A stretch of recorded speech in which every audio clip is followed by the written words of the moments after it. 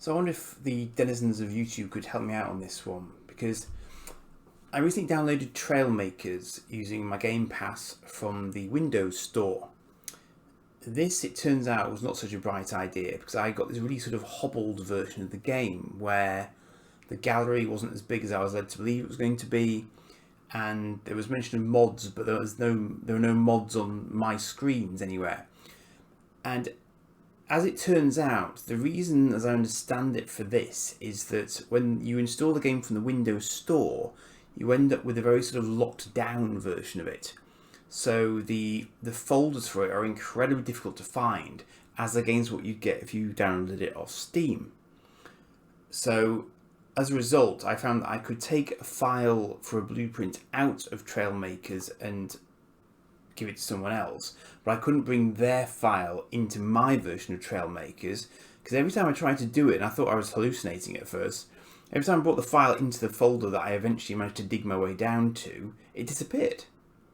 And my conclusion from that, and from a video that I've seen on YouTube, is that it's actually a write protected folder, so even I, as the machine's owner, an admin, can't get into it.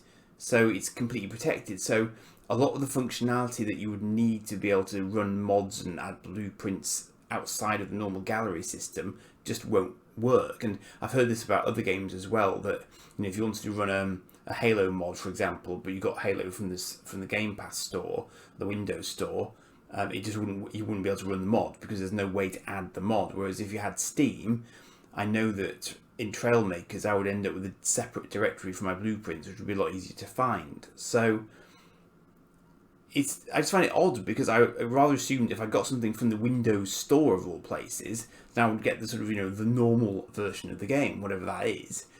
But it seems that actually you don't. You get a sort of quite a hobbled version of it, and I'd be interested to know if anyone can explain to me what the technical reasoning behind that is, because I would have thought in this day and age, if I'm downloading a game, I'm downloading a game and that's it. And the thing is, I like the Game Pass system because it's dead easy for me as a very long in the tooth greybeard in these things. I find the game I want, I install it, it's often free, and then I can just get on and run it for my subscription fee, which is great.